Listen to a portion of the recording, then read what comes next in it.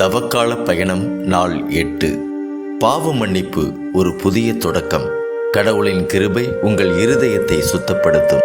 வாருங்கள், இப்பொழுது நாம் வழக்காடுவோம் என்கிறார் ஆண்டவர். உங்கள் பாவங்கள் கடுஞ்சிவப்பாய் இருக்கின்றன, எனினும் உறைந்த பனி போல அவை வெண்மையாகும். இரத்த நிறமாய் அவை சிவந்திருக்கின்றன, எனினும் பஞ்சை போல் அவை வெண்மையாகும். எசாயா அதிகாரம் 1 இறைவசனம் 18. கடவுள் பாவிகளை அழைக்கிறார், திரும்பி வாருங்கள்.